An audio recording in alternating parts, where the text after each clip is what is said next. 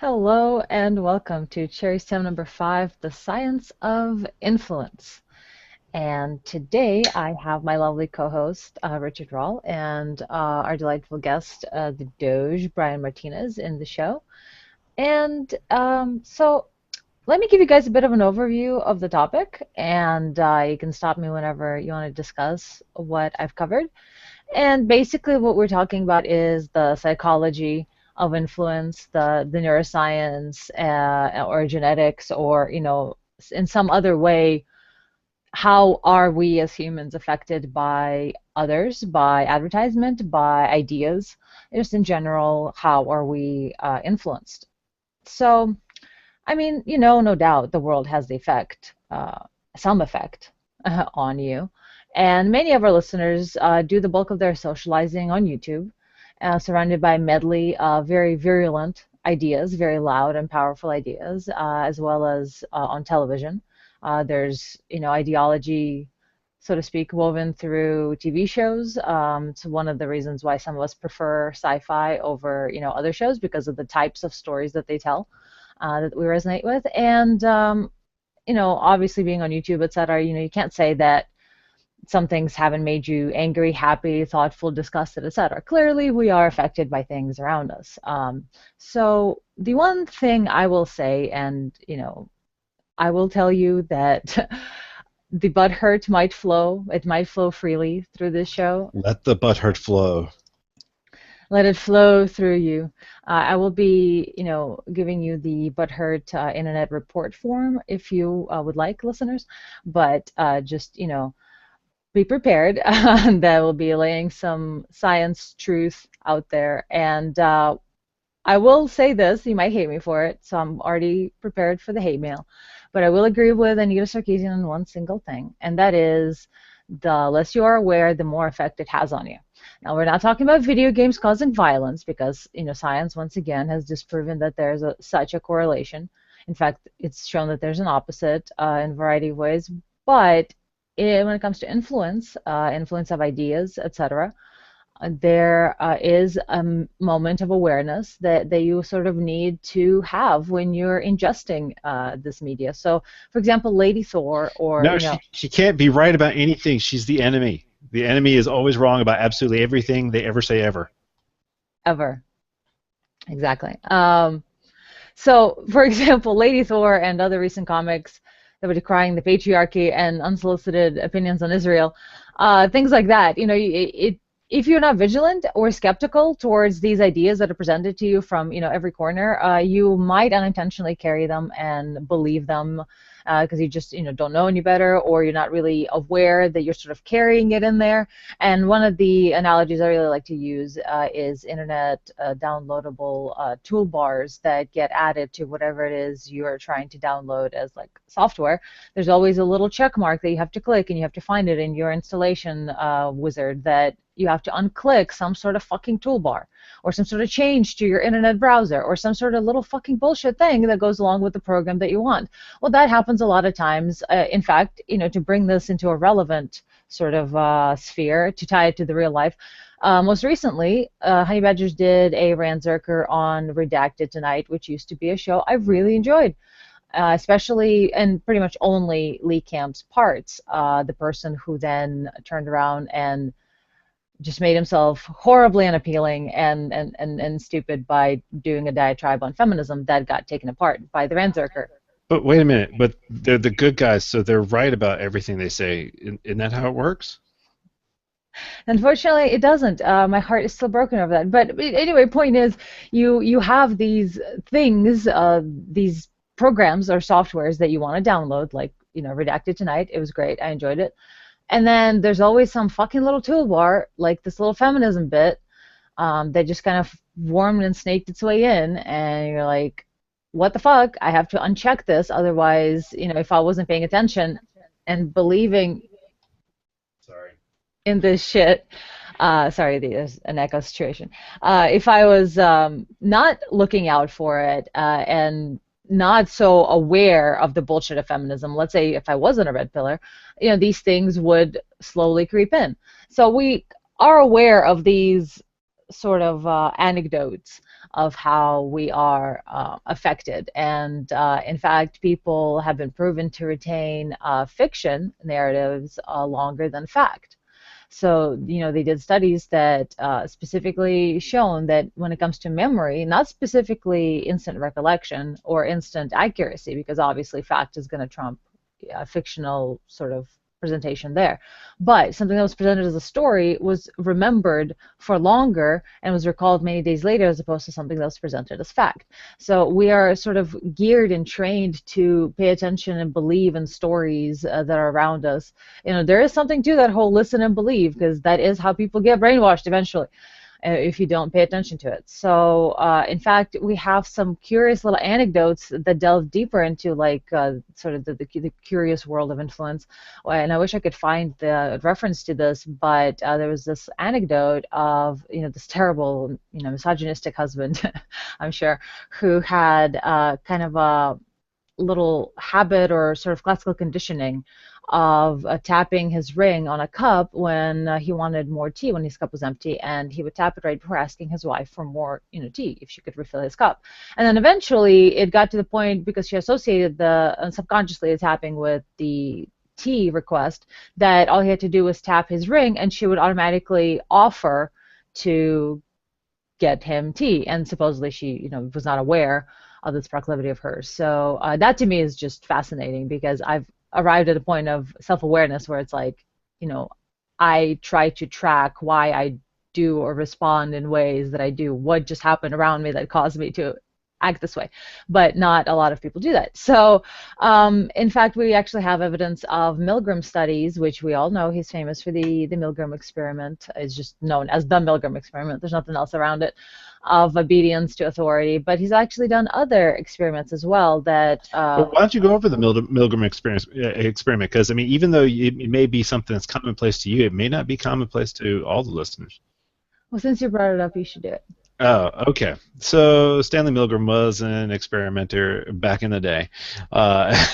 Since I wasn't prepared for this, I'm just going to try to wing it here. But basically, he set up this experiment where there were a number of switches on a board, and now he initially, what his idea. Let me back up a second. His idea was he wanted to figure out why it is that large groups of people who seem to be rational, good human beings can be complicit in extremely evil things. How it is that you end up with entire groups of people doing things like the Nazis did, why wasn't there an outcry? Why wasn't there a revolt? Why is it that even the specific soldiers who were not, I mean, all of the soldiers weren't specifically evil, so how is it that they were capable of doing things which we would now look at as evil from an outside perspective? What did they, what was going on the inside? And so one of his first experiments was he had a bunch of switches. I think it was like 30 of them.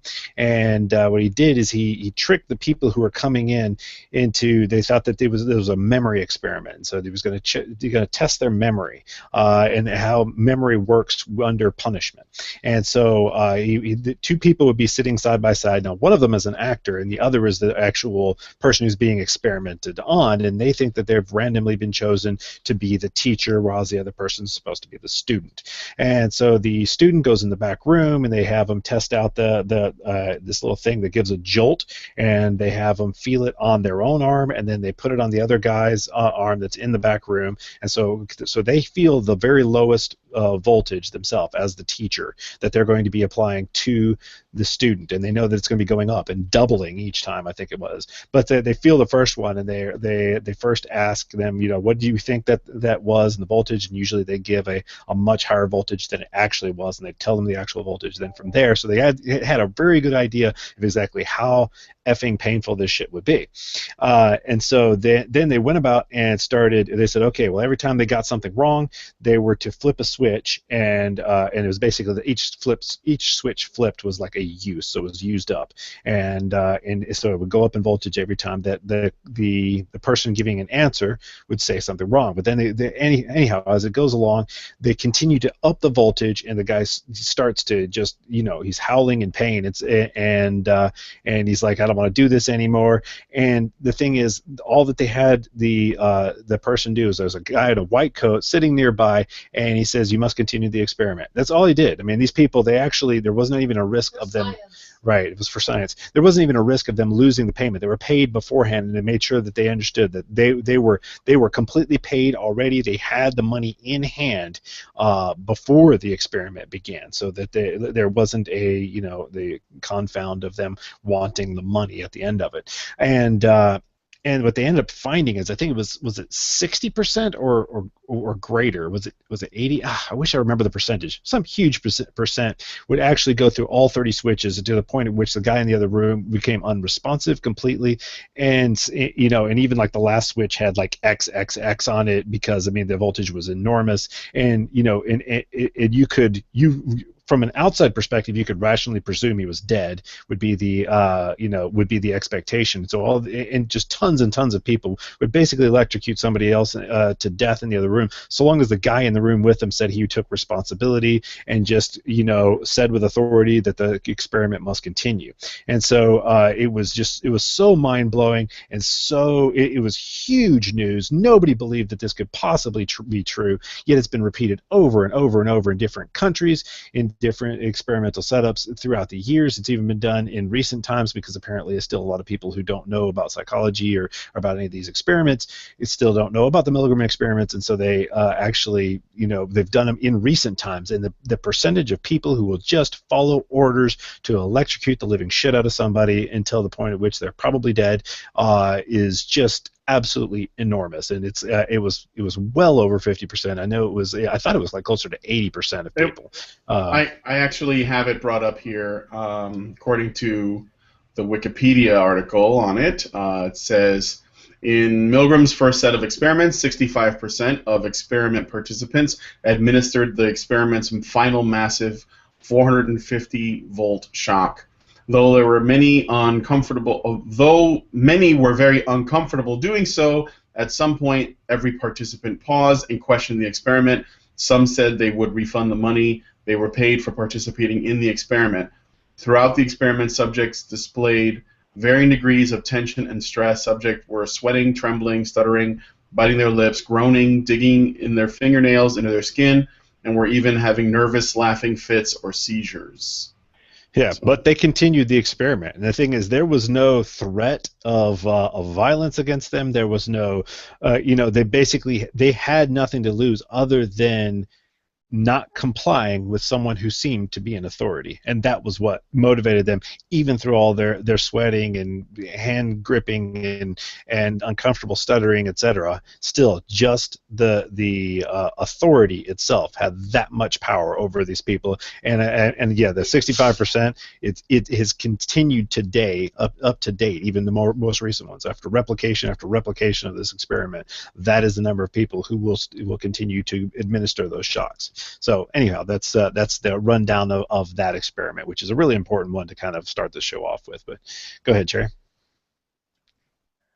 Well, this totally brings to mind, since you're talking about recent iterations sort of this experiment, wasn't there a bit of a scandal type of situation that happened maybe about 10 years ago that leaked some video footage of somebody claiming to be a McDonald's manager or some such, who basically made this woman kind of jump up and down and do jumping jacks and like get naked, and in a variety of other ways just do outrageous shit because they were sort of an authority figure. So that kind of proves that side of it. I've read up on the Milgram thing, and there was incidents where not incidents, but they sort of reported that the idea that it was done for the good of science or the good of whatever is a prevalent one in these sort of Milgram experiments, and why it's not just authority, in other words. It's also the idea that you're doing something for the good of X. And we actually saw some of that in our conversation with Alan Franzen and other things, where with the medieval crusaders, or just in general people who were fighting in really bloody wars in the medieval times, that they had to believe that it was for God, or there was for justice, that they were doing these terrible things in war. So that I can totally see that. But obviously with the McDonald's, etc. example, we have just pure authority. And well, actually, I guess Hitler's Germany, I guess, was both of those, for the good of X and because authority said so. But there's other experiments actually that Milgram did that were not as shocking, but to me, I think they're a little more important in their own way, because they kind of show the insidiousness or the subtlety of some of these things, where some of these experiments had a group of people who were sort of shills for the experiment. So they were not actual participants. They were paid sort of to be there. And they would do something such as, there's two categories of experiments they did. One where they had groups of people who would sort of look into the direction in an elevator, the opposite of the opening door. So like you walk into an elevator and everybody's facing the wall. And you're like, why is everybody's heads turned that way? What's happening? And a lot of the people who walked into an elevator like that, after a while, they would like slowly start to turn sideways and would try to sort of fit into the group of the elevator people who were all like staring into the back wall. And they also did that with people sort of answering questions about like length of lines, and everybody in the line was a shill until the last person was an actual experimentee person who didn't know what was happening. And after giving a few right answers that obviously the person who was there agreed with because they were accurate, then the group started lying, or started saying that the line that was obviously not the longest, they were like, that's the longest line, and every single one of them, like four of them in a row, would say that the wrong answer. And then the actual experimentee, he would forego the actual truth answer, and would join with the group and say the wrong answer, so as not to stick out. So that's just particularly fascinating to me. And as I mentioned, let the butt hurt flow through you, because we're going to go deeper into the rabbit hole. And talking about all these things, let's look into the advertisement. And I know people often say, they're like, oh, advertising doesn't affect me. And I mean, this is not like my bone picking that I'm doing with advertisement, though I do have a particular issue with it personally as a psychologist, because I know the effect that it does have on people, and the cascade of effects that's happening to our economy, our society, and the quality of everything because of that psychological aspect that advertising exploits. But we have some actual literal proof of how people are affected by the world around them, which is more and more inundated with advertising. So recently, a social psychology studies sort of a series of these studies was summarized in New York Times, and it found that just thinking about fast food made people more hurried, more impatient, and less likely to slowly savor experiences. So in measurable ways, they affected their behavior just because of things that go into fast food advertising. And actually, a lot of that has to do with color, and I'll get into that in just a little bit. Now, when we were talking about our senses, which is how we, perceive the world, and that's how we can be influenced, obviously, through our senses. And even if you don't consider yourself hungry, studies were done that when your nose catches a whiff of a tempting food like fries or freshly baked bread or Cinnabons, it tells your brain, I smell something delicious, and your body actually increases the production of ghrelin, which can stimulate appetite. And in fact, people, or sort of companies rather, know this, and advertisers know this. And Cinnabon bakery chains, for example, they keep their ovens near the front of their stores so that people can smell the food on the outside and come in, as well as the employees will heat up sheets of cinnamon without any actual bonds in them, as to maintain sort of the cinnamon smell going and keeping it fresh. A Panera Bread company is actually planning to reassign shifts at the majority of their locations to make sure that their stores smell of fresh bread during times that peak consumption is sort of noted, as Wall Street was reporting in May. So they're actually planning on changing their, when they bake their bread, so that people can smell that fresh bread during peak hours and buy more of it. Now, there's literally information that we receive through our ears now that changes or prepares us or sort of makes us want something in particular. When you're told that a hamburger is juicy, people eat it and think, they're like, oh wow, this is juicy. Same goes with Subway's Eat Fresh, KFC's Finger Looking Good, Arby's Slicing Up Freshness, Papa John's better ingredients, better pizza. I mean, how many people have thought that Papa John's might be one of the higher brand or side, like the brand side of the pizzas, simply because of that slogan. And there's that subliminal sort of training that makes you expect or sort of have a experience that matches your expectation than perhaps your actual experience would be if you did not prime yourself with this is going to be amazing.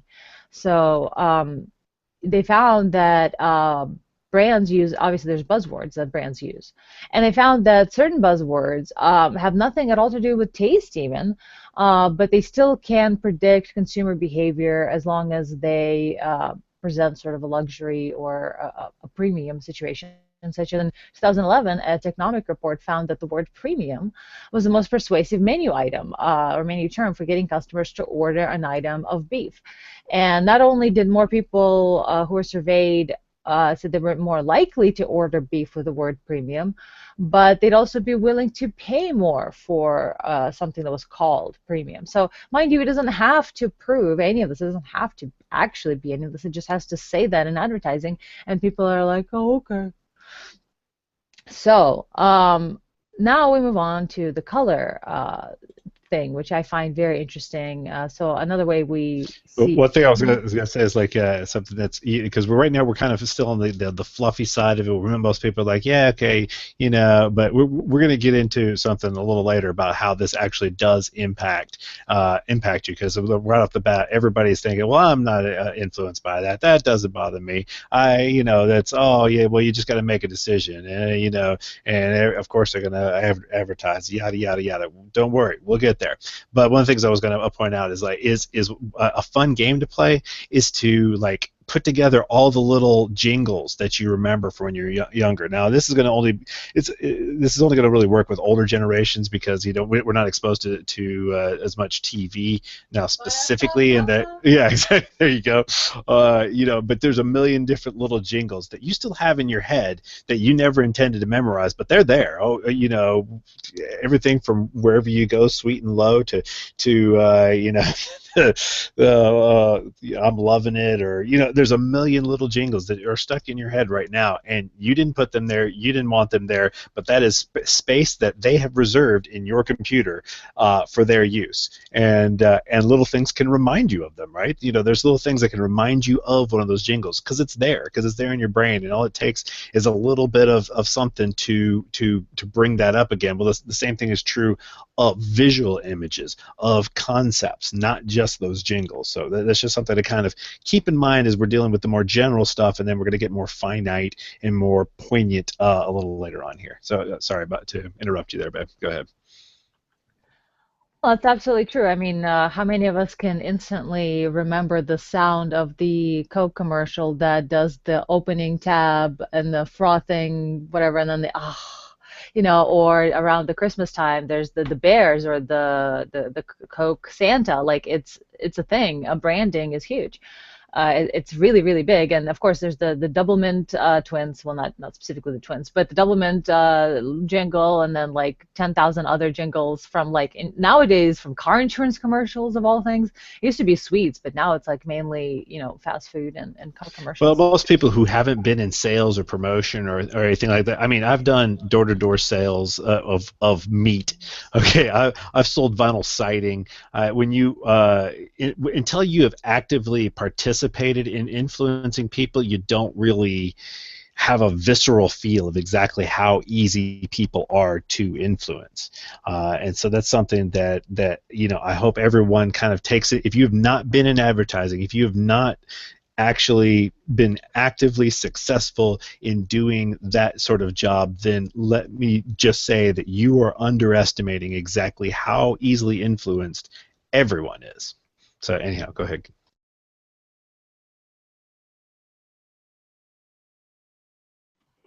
Struggling with the mute button. So no, absolutely, and I guess the people who would say what you were saying earlier, as kind of parodying them, that this doesn't affect me. I critically look at everything, and that may be true. Of course, you I guess find yourself within like the 20% of outliers from all these things that I just read out, because not 100% of people said that they're likely to do this or that. But we have also subconscious triggers and things like that where we react to colors. And I mean, have you thought about like why the ambulance Red Cross is red and why it's, always been red? Since like you look back at some of the more medieval things, and anytime nurses were out in the field, there's like white and red. And a lot of times actually they've done studies that show that red specifically physically stimulates the human body. It affects nerve impulses, it raises blood pressure, it raises heart rate. It is an alarming sort of, and alarms, yeah, like the on cars, like ambulances themselves as well, as well as cop cars, etc. The flashing red light, why is it red? I think there's a theory that goes around that whole thing that talks about blood being red, and we have this sort of, and fire being red, and so we have this sort of really strong association of red and danger and needing to have your heartbeat raised because there's some bullshit happening around you when you see red. So anyway, that's an interesting thing. So we have the red that encourages appetite, and I mean, if you think about fast food logos, like if you look at Carl's Jr., Wendy's, McDonald's, KFC, Sonic, Popeyes, even Arby's, it's mainly red and yellow, yellow and red, red and white, white and red. So it's just lots of red, and also yellow. And they actually found that these two colors, specifically red and yellow, affect speed of evacuating the seats of restaurants. That those environments that had different color schemes other than red and yellow had people stay longer than places that had red and yellow. So that's, and obviously we also found that in earlier, as I mentioned, we have evidence of people literally becoming less patient and more hurried when they think of fast food. So there's a strong association that physically, literally affects your behavior, clearly in a subconscious, way, because you're not telling yourself, hey, I need to hurry up because I'm thinking of fast food. It's just happening. So, anyway, we also have the blue and the green. Those, the obviously blue is usually a cool color, and it in fact curbs appetite. So it's the opposite of the whole yellow and red situation. And green we associate with eco-friendly, with health, tranquility, nature, calming, relaxing. If you think about something like a fast food place, you probably think about yellow and red in your mind. Like that would be the color scheme that would come up. And if you think about like a more relaxing place, you probably think about white and green, like more like Starbucks, like a coffee shop maybe. I don't know. So there's these colors schemes that subtly affect our expectations and our mood, and I mean that a lot of times is everything.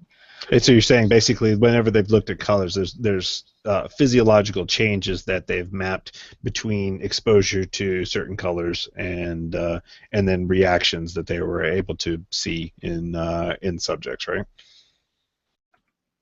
Yes, a variety of different ways. And obviously, if we also look at the brands themselves, that they kind of stick with certain patterns. But yes, they have done studies of this. For instance, yellow and orange in particular. Yellow makes babies cry, which is interesting, and orange can show caution. So it's like one of those kind of mixed colors. It does create cheerfulness or increase cheerfulness and optimism in subjects or people. But if used too frequently, it actually has been shown to create a sense of anxiety. But it also stimulates the logic center of the brain and promotes enthusiasm. So it explains why a lot of like children's classrooms, sort of in those middle years, that's really geared towards jump starting their creativity and their logic and intelligence, trying to do that whole learning thing. They use orange and yellow a lot, as well as blue, which is preferred by men and provides a sense of security and promotes a trust in a brand. So I guess that's why a lot of the what are they called? Not mobile, sorry, what are they called? The gas companies, there we go. The ones that sell you gas at the corner. Those places that Yeah, sell fuel. those gas stations. Unless they're like supposed to be trying to like make you think that they're eco-friendly, like so they'll use green and yellow, like BP, for example. With the flower. Exactly. Exactly, yes. Green is used to relax customers, while the of course, it's used frequently the most for promoting environmental issues. And blue is is most commonly associated with conservative brands and corporate ideas. So, you know, that cornflower blue joke. And it also calms the mind, provides sense of tranquility and space. And so, I mean, that can really goes along with the whole smooth flowing water, calming situation. I was just gonna say, like one of the things that when listening to all this, it just kind of sounds like, say, yeah, man, it sounds like some old hippie shit. But the thing is, one of the things that you don't necessarily have to understand exactly how it is that a customer, the exact mechanism by which a customer is influenced, when you can simply analyze data, and that's something that's kind of appeared in the computer age. I once worked for a computer, excuse me, for a casino, and one of the things we did is we could determine what would basically keep a person gambling by watching their gambling habits.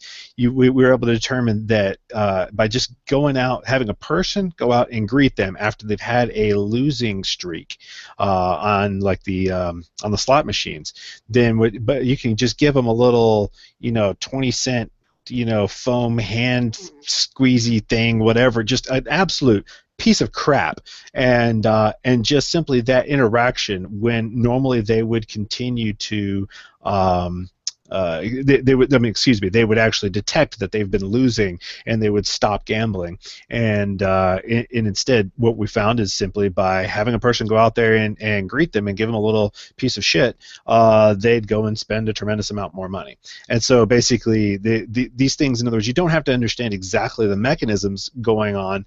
You just simply have to look at the data and say, these things influence people in these ways, because we have the data to look at. And so whenever she's reading through some of these things, a lot of it comes from advertising industry, where they don't necessarily understand. Now there are research projects that find out what the mechanism, and that, I'm going to talk a lot about that a little later on, but you don't necessarily need to know the mechanism to still be able to blanket influence people in ways, because you can simply see the effects, and you can simply see, as you make changes and you have vast numbers of customers, or huge data samples, you don't need to know what's going on. You just need to know what works, and then do that. It could be fear, it could be love, it could be, who knows how you're making them do more of what you want them to do. It's just whether or not it's successful is all that you keep up with, and you see, is it successful, is it not, you make the change, and then you get more money. So basically, there is a reward-based science that is, it's an imprecise science, but it's still a workable science, and that's why you can come up with these generalities without actually having a mechanism behind them. But if you let me continue on a side, okay, you wanted to talk? Go ahead. I want to talk. I wasn't. I'm almost done. Not quite. Just a little bit, and then we're gonna go deeper, even deeper into the rabbit hole of the actual hard science. But I mean, I don't understand why this isn't necessarily seen as not hard science, when obviously, yes, as you're saying, it does work. We have measurable effects. We see change that's different, from just some margin of error like randomness. That's the beginnings of scientific method, how we look at things and see if there is a measured effect or not, and there is. So I mean, but yeah, they don't have to know exactly how it works to know that it does. Where, for instance, there is a particular fragrance that they will not release, obviously for financial advertising reasons. There's particular fragrances that can be sprayed and are sprayed in shops and malls specifically, and I think it has something to do with vanilla, to be honest. But it stimulates people to buy more. So they've looked at everything and isolated all the random variables and look at the exact same situation, which in one you have the smell and the other one you don't, and the one you do, people buy more shit. So it's like there are effects. We live in this sensory, five-dimensional world. So that's how we make sense of the world. That's how we know what world is and how to do and what to do and how to do it. So, I don't understand why it's like seen with skepticism that things that affect those senses in particular ways that we have been accustomed to through evolution, etc., how that will not, affect us just because we have, the civilization and more access to self-evaluation or self-awareness and technology, that doesn't mean we're still not affected the same way that we have been for, hundreds of thousands of years through these basic sensory systems. But anyway, real quickly back to just to finish off with, exactly what we're also just mentioning earlier about spending money on this. As there was a UCLA study in 2013 published in the BMC Public Health Journal that found a correlation between outdoor food advertisement and an increased likelihood of obesity. Now, they're not saying that visible ads directly cause obesity. They can't necessarily conclude that, but they're obviously suggested a connection between billboard marketing and fast food consumption. In fact, according to a 2010 report published by the Rudd Center for Food Policy and Obesity, that fast food establishments spent a collective $156 million on outdoor advertising in 2009 alone. So 156 million on just billboards in just 2009, only by the fast food establishments, because that sort of thing affects people. In fact, there's billboard laws and things like that that prevent people from seeing advertisements in some cities. And it's like, well, why is that? What is happening? And places where there's least regulation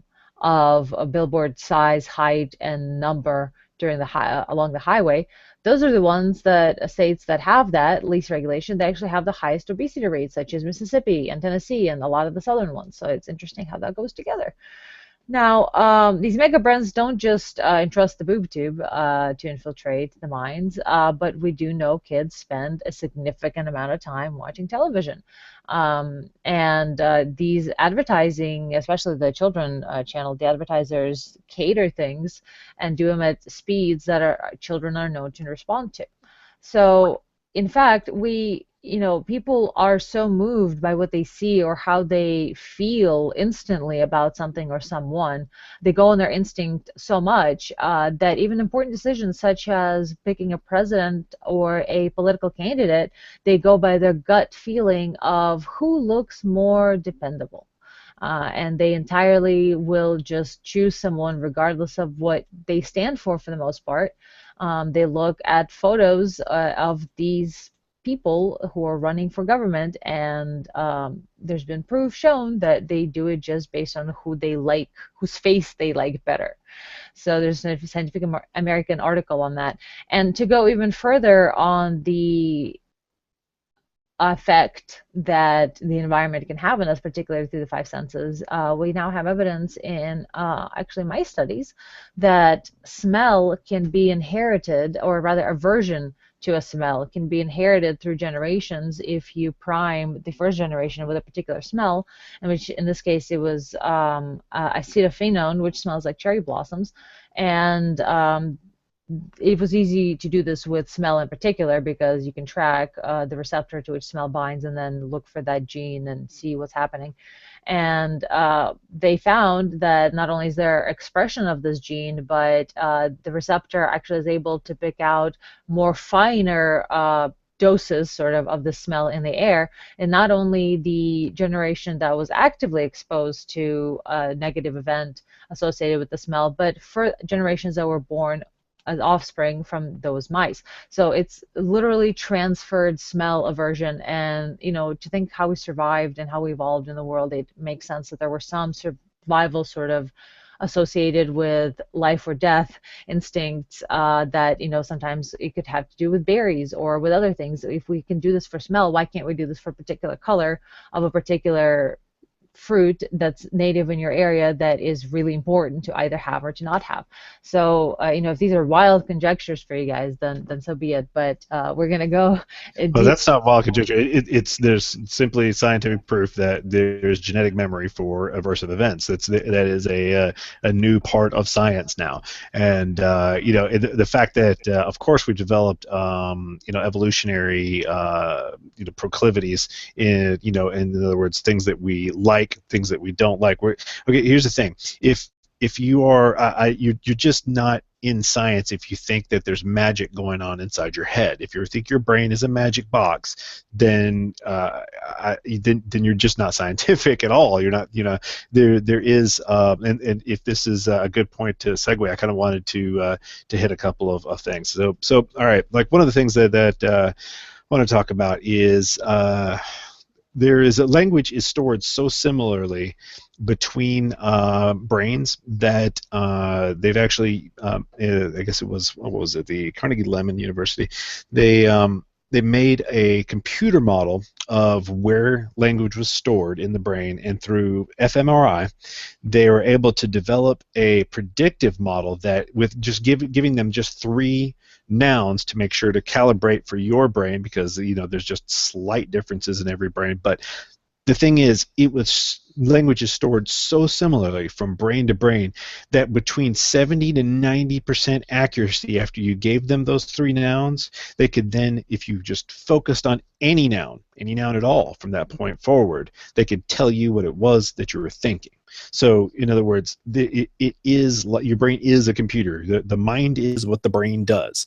Then, in addition to that, there is they've actually found where there are, well, one of the places, there's a couple of different places that are directly associated with morality, and one of the ones that's really well known is the right temporal parietal junction, and it's a little area right behind your right ear, and in stimulating this with transcranial magnetic stimulation, basically what it is, that they don't have to do surgery, they can just use magnetic fields, and what they can do is turn on and off a particular type of morality. And basically this morality is it the thought that counts, or no harm, no foul? And what I mean by this is that, specifically, one of the examples that they were given is if when someone was preparing tea for someone, there was a something labeled sugar, or they preparing coffee, whatever, something labeled sugar, and another one labeled arsenic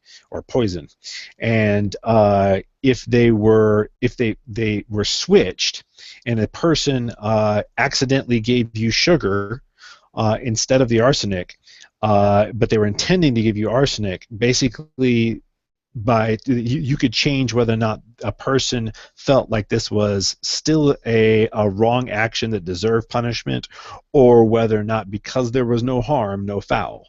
And so it was, and then of course, and it also worked the other way around, in that when a person accidentally gave you the poison, that they would consider it extremely punishable, even though when they tried to give you poison and didn't, they thought that shouldn't be poison, that we shouldn't be punished. Whereas when they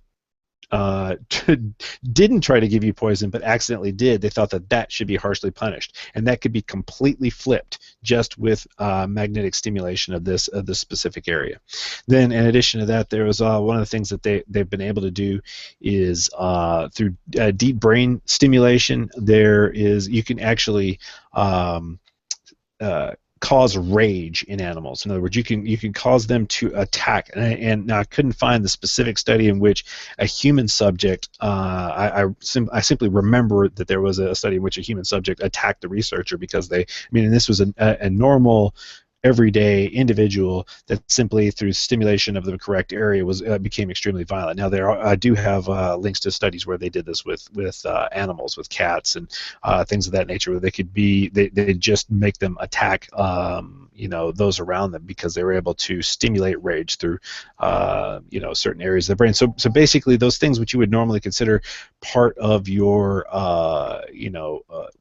who you are and what you think and how you work, they are part of a computer, and there are numerous case studies of people who have brain abnormalities, from tumors to where they had to remove some area of the brain because of some damage, etc. In which case they very different behaviors were elicited from them. Where like one of the oldest examples is a fellow who was known to be a regular upstanding citizen, and then after a spike through the brain that it didn't kill him. He just was like some railroad spike or something of that nature, and it went through the frontal part of his brain. And from that point forward, he was a drunken, fighting douchebag that the whole town hated. And so it's like he was. It just the change in who he was altered dramatically through this. Now, of course, there are changes that happen from chemicals as well, because it's not just a a physical thing, but it is also a chemical one. So. Then let's see. Oh, and then one of the other interesting studies where they're able to, by using TMS, once again, the magnetic fields, they were able to make a person change whether or not they decided to use their left hand or right hand to use something. Now, the person felt as though they were making the decision consciously. However, they could determine which one that person thought they were making of their free will by simply stimulating their brain in a certain way. And then another good example to just kind of give you a context on how human beings work is that there's something called alien hand syndrome. Now, this isn't, it's not it's something that's real, and that is that a person can literally have one of their limbs that seems to act completely of its own accord. And what I mean by this is that they'll put a cigarette up to their mouth, and then the other hand will grab it and throw it away, and or they'll start to button up their shirt, and the other hand will start unbuttoning it, and it just does stuff that pisses them off.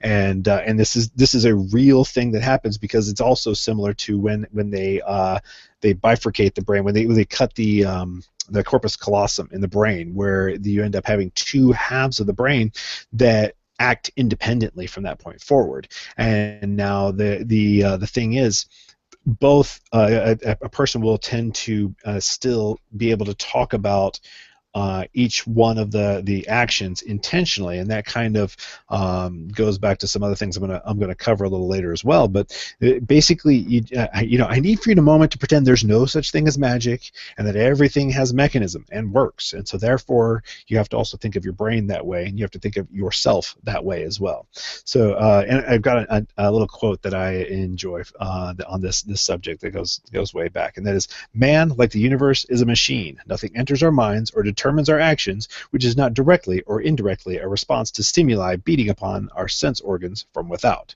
That was Nikola Tesla in one of his quotes. So there's a couple of different papers I will link to, in the comments, etc. But basically, what we need to get used to here and move forward with is the idea of an unconscious mind. In other words, that there is a mind that exists underneath that which we think of as our conscious mind, and it is making decisions. And not only is it making decisions, it makes decisions before you make decisions. And the conscious mind, the thing you think of as you, is actually doing more in the way of confabulating and making up reasons for why you did things than actually making decisions. Now, there are scientific proofs that show this from a variety of angles. Well, the one of the things that they said in numerous studies of the unconscious mind, and whenever we've got a lot of renowned scientists in neuroscience and psychology get together. Basically, one of the things that they tend to say is action precedes reflection. So one of the examples that I'd like to give is the something called priming, and that is whenever given like negative words or positive words, by giving these two people beforehand, then given a story about a person's ambiguous actions, people will interpret the actions of those people, which were ambiguous, as either innocuous or malicious, dependent upon their priming. Now, that's one kind of priming. But then there's something called masked priming, in which there is literally a number. For instance, one of the tests they use is a number that is flashed so fast that you're not capable of consciously recognizing it. You cannot say what the number was. However, it does lead to very real effects in tests. After that, in other words, whenever they're told to react to certain numbers in a certain way, etc., and they're looking at the brain with fMRI, then you actually are, even though you did not recognize it consciously, you could not say what it is, you then still react in a way that that shows that there was some part of you that did recognize it, just not a conscious part.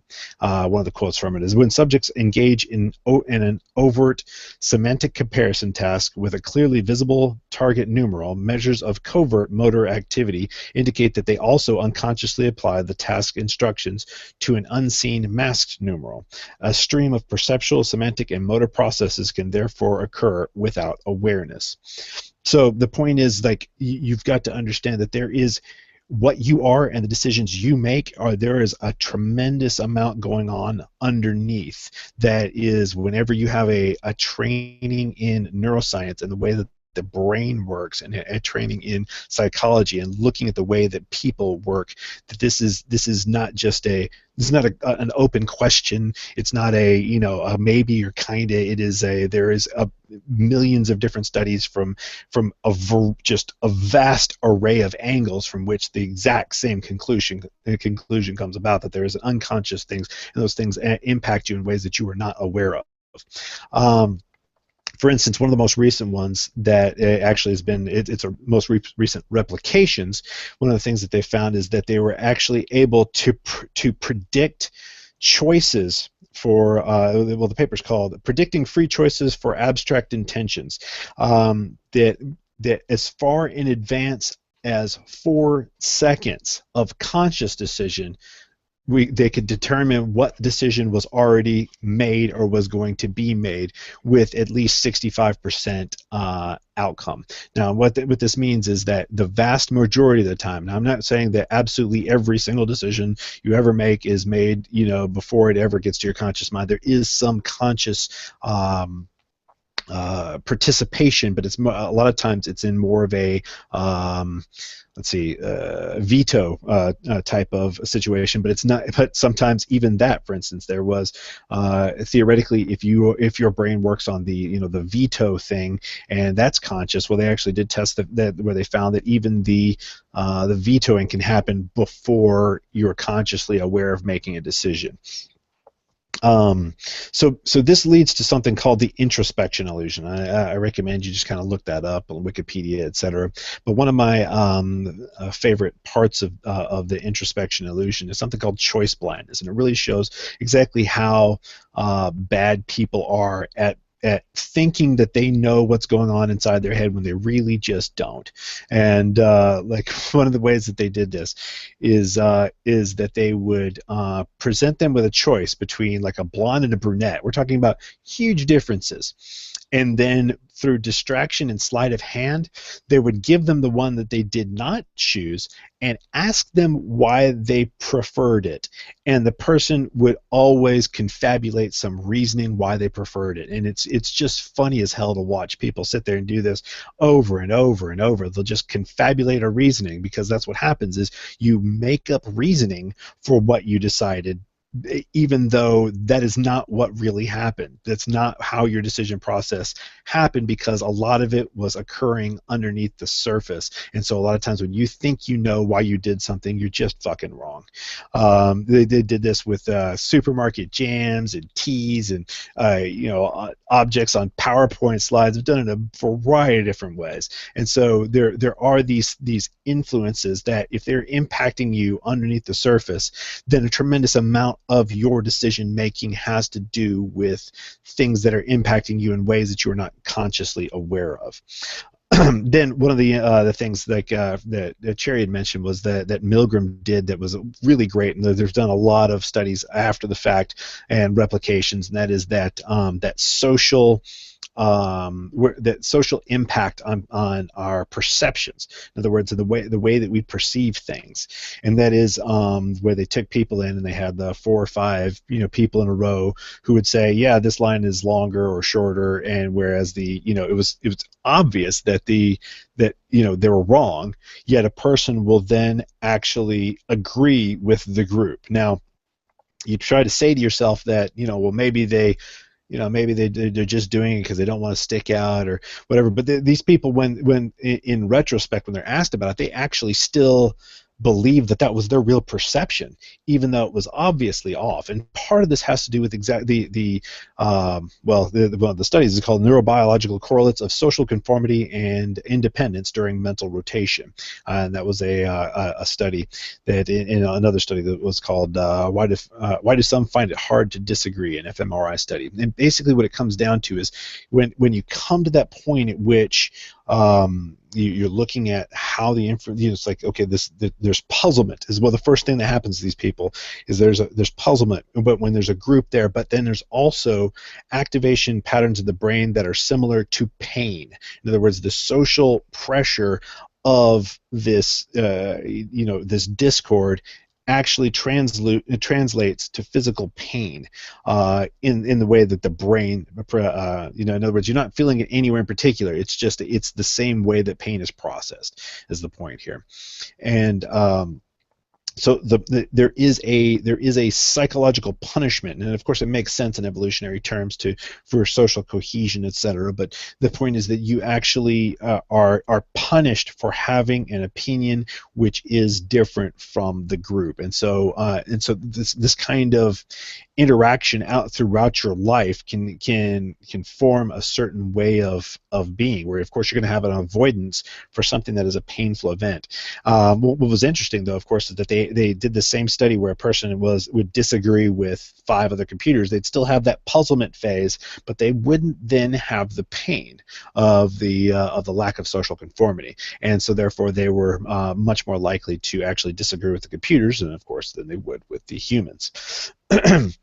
So I've also got some studies on how social pain is actually physical pain that I will also put in the bottom there. But it's basically one of the things I kind of wanted to talk about is it's one of the worst kind of pseudoscience is the one where people use the word pseudoscience a whole lot, and that is folk skepticism. Basically, folk skepticism is a person who believes that there is something noble about disbelieving in general, even when they're not cognizant of the fact that disbelieving is a form of belief, especially when it has to do with what the larger group believes. And so they have this, they believe that if they just go around telling people how, well, everybody believes that's nonsense, so yeah, you're stupid, and the funny thing is they think that a lot of times it's not backed up by any real scientific data. It's not, they don't have a real standing. They just have this idea that skepticism by itself is something noble, and it's just you just have to watch out for that, because it's a trap, because it seems like somebody disbelieving and stuff, that they're being a skeptic, but then look at, are they actually really skeptical, or are they just skeptical of, like, that cows can fly or something, really fucking obvious, that then when you look at it actually deeper with some, and try to look for some real data, that it might actually be different. Because one of the things that you'll find is folk skeptics are always just right along with the consensus. They don't have a single solitary independent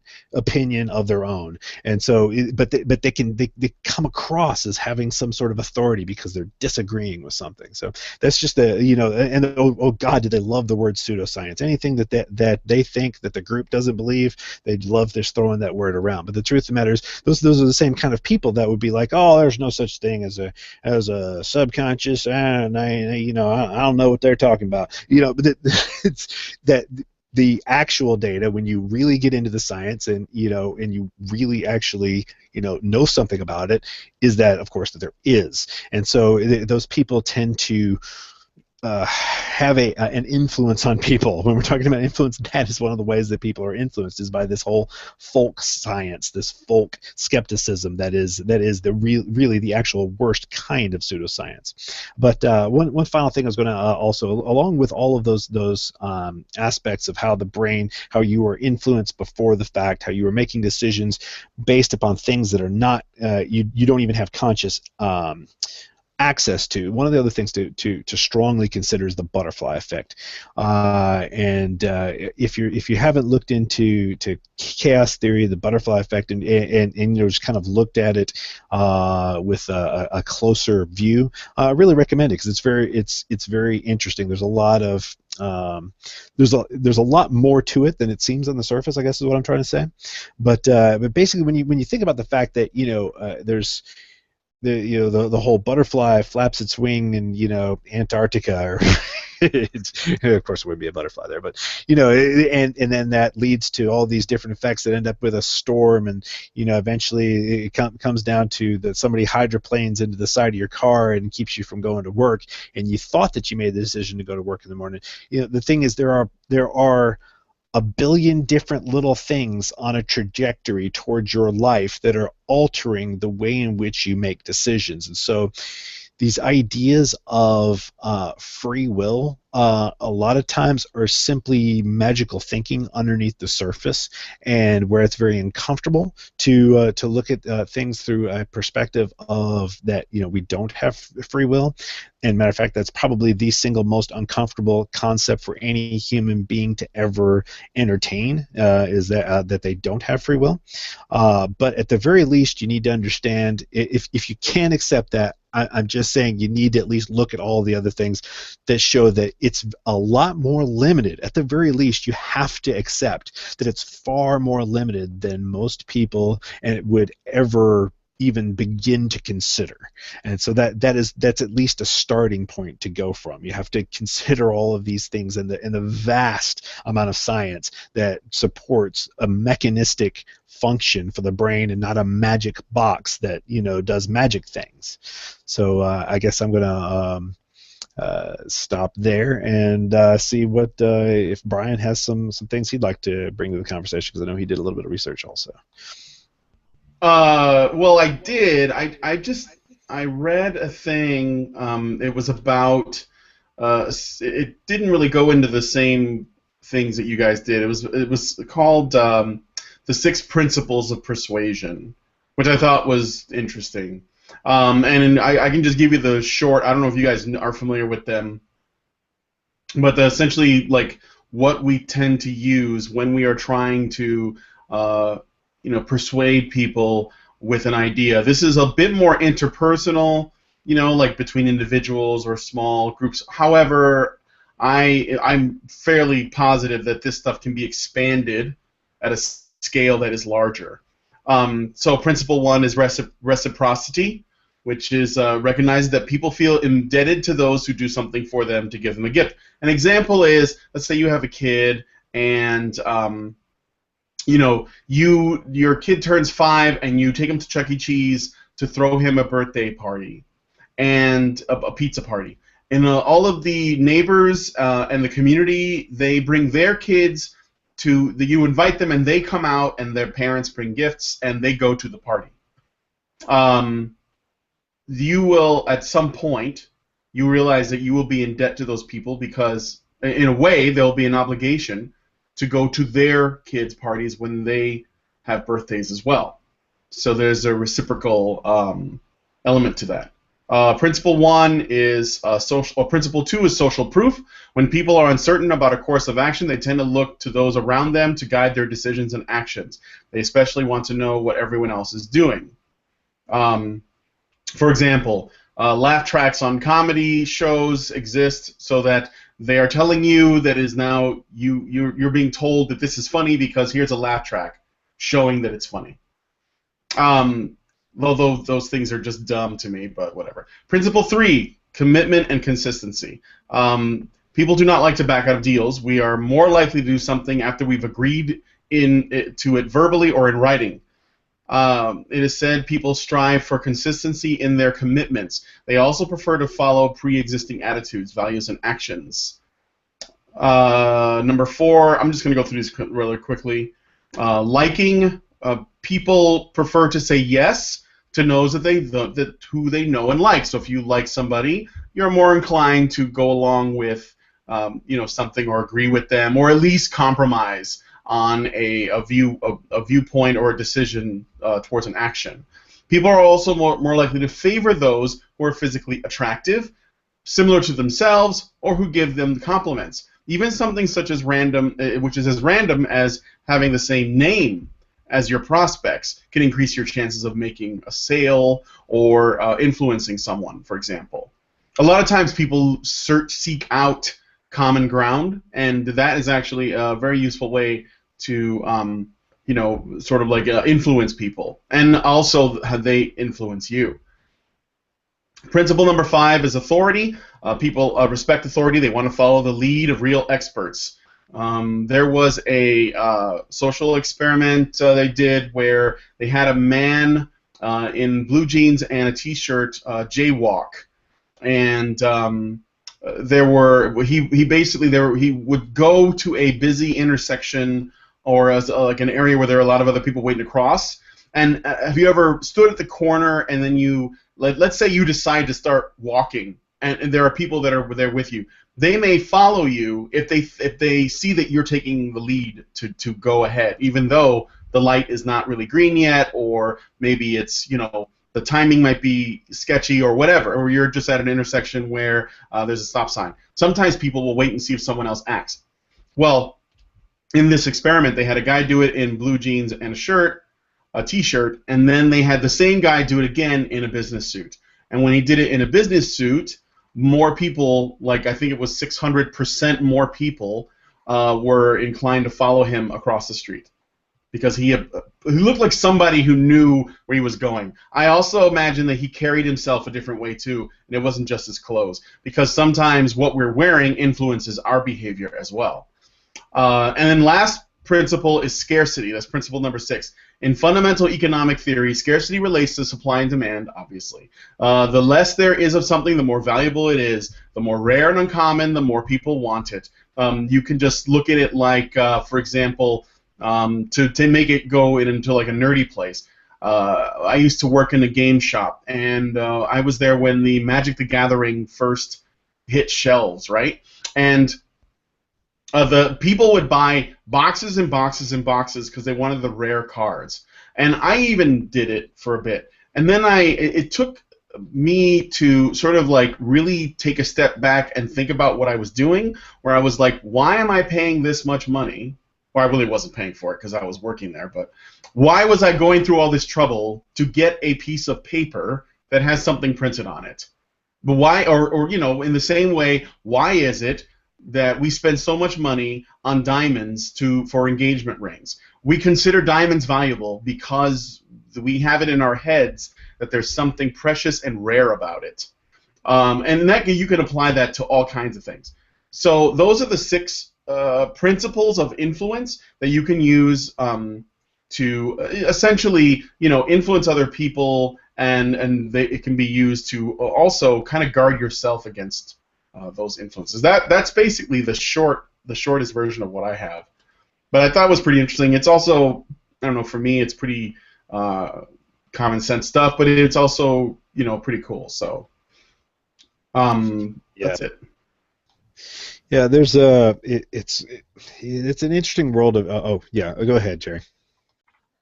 Yeah, this is just actually something right off of what Brian was saying. I just want to throw it in. It's going to be super quick. On one hand, though, as you were saying about the laugh tracks, those are kind of ridiculous at this point, though it is still kind of a suggestion that people think this is funny. So yeah.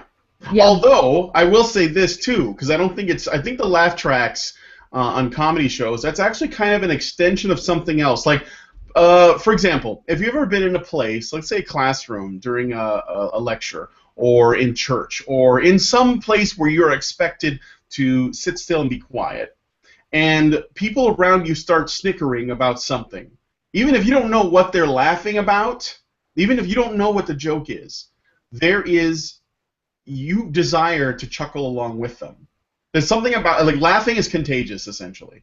Lots of things are. Yawning is contagious.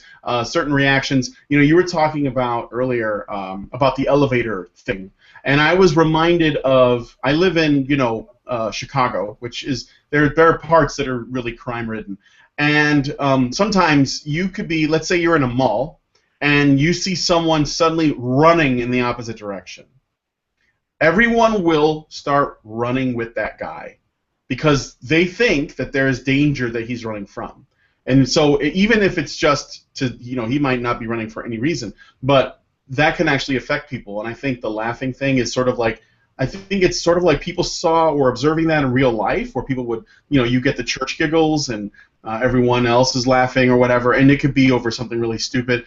And, they saw that and they said, oh, if we put laugh tracks in our shows, or if we have the live studio audience laugh and applaud and ooh when we tell them to, in case it's like whether it's funny or not, then maybe the audience watching at home will also respond the same way.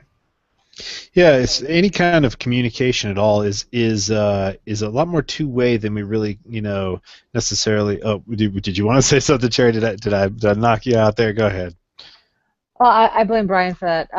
No, actually, I didn't get to finish it all whatsoever in the slightest.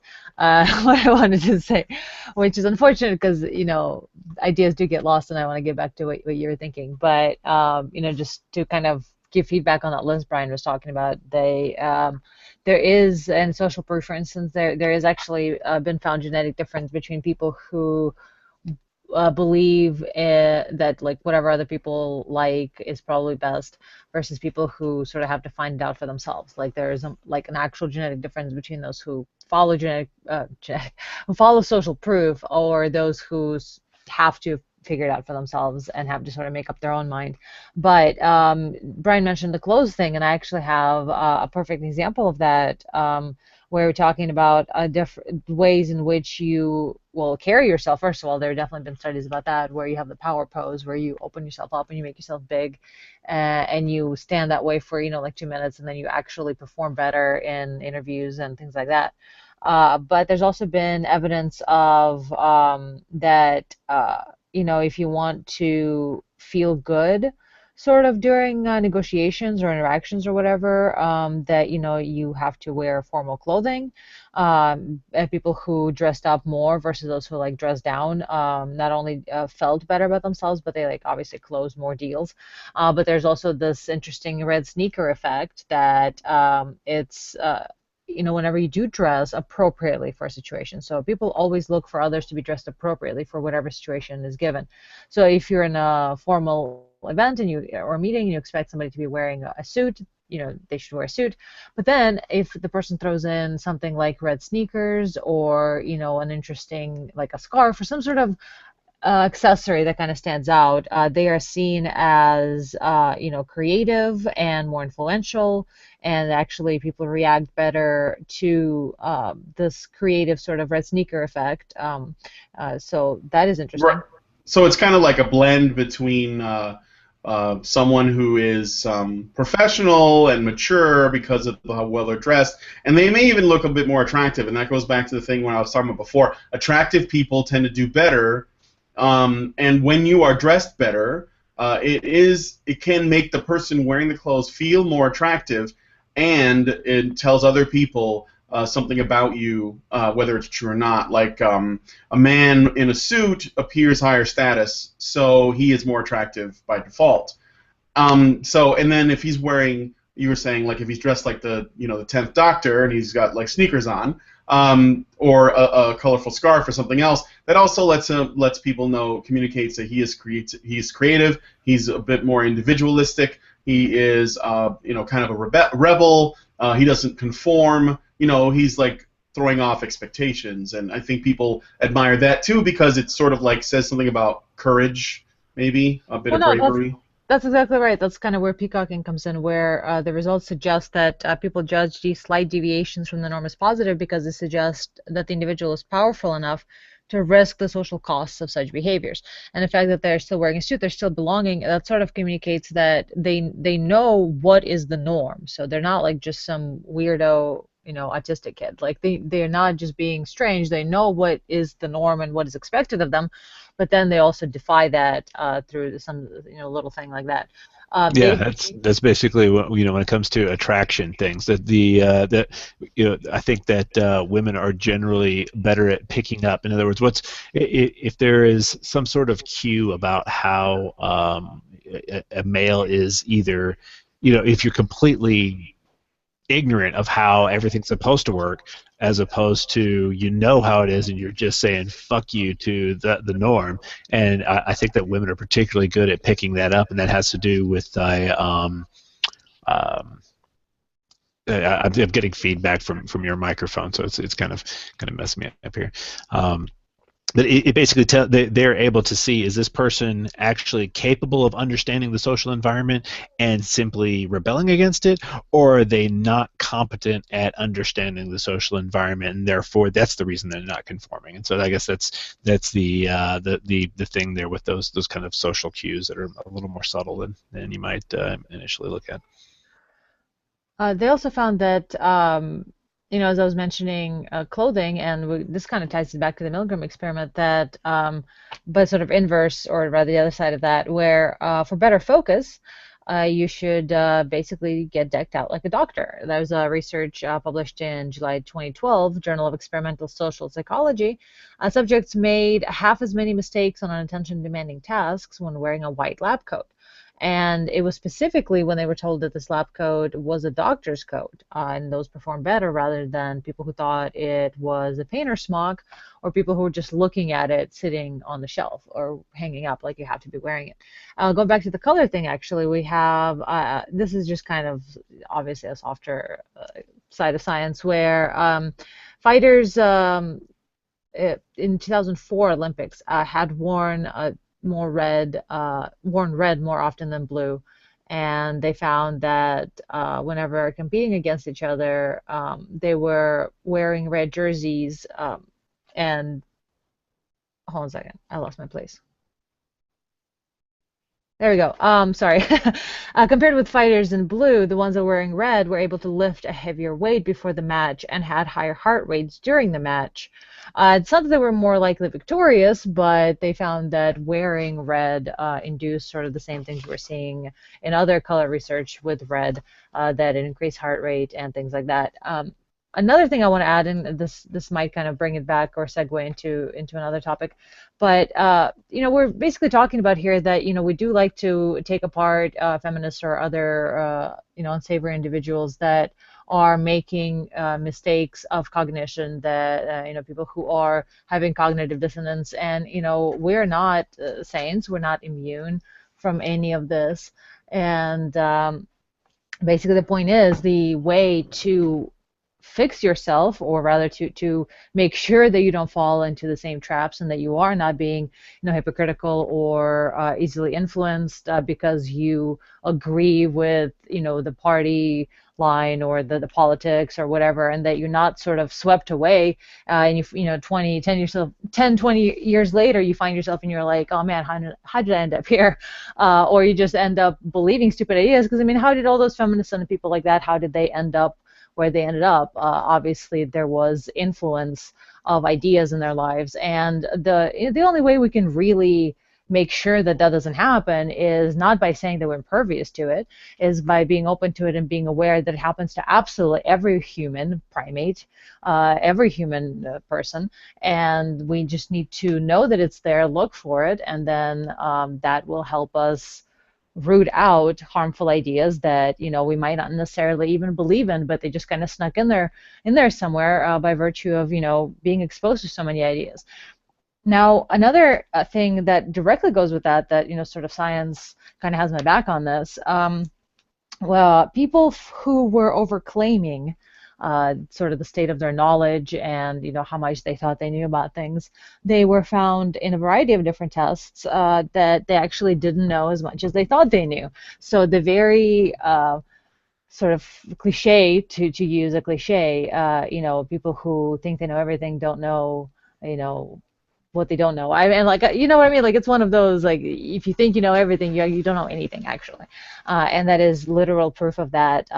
Self-proclaimed experts are more likely to fall victim to a phenomenon known as overclaiming, where they profess to know things they didn't actually know. And people, overclaim for a host of reasons, including a desire to influence others' opinions when they think they're being judged, etc. And sometimes overclaiming is not deliberate, but in a series of experiments published in July in Psychological Sciences, researchers at Cornell University tested people's likelihood to overclaim in a variety of scenarios. Now, in the first two experiments, participants rated how knowledgeable they believed themselves to be about a variety of topics, then rated how well they knew each of the 15 terms, 3 of which were fake. The more knowledgeable people rated themselves to be on a particular topic, the more likely they were to claim knowledge of the fake terms in that field. In a third experiment, additional participants took the same test, but half were warned that some terms would be fake. Now, this warning reduced overclaiming in general, but did not change the positive correlation between self-perceived knowledge and overclaiming. In a final experiment, the researchers manipulated participants' self-perceived knowledge by giving one group a difficult geography quiz, one group an easy quiz, and one group no quiz. Participants who took the easy quiz then rated themselves as knowing more about geography than did participants in the other two groups, and consequently were more likely to overclaim knowledge of fake terms on a subsequent test. These results suggest that if you think you know a lot about something, you might want to double check, lest you fall into the trap of skimming over words and concepts that seem familiar. In addition, the researchers point out that people who believe they know more than they do may be less inclined to pursue further education, or they may give advice about topics they do not fully understand. So the next time you are offered advice from a self-professed expert, you may want to take it with a grain of salt, which is why I always say, don't take it from me, look it up for yourself. So now I'm actually done with my little segue, so we can get back to.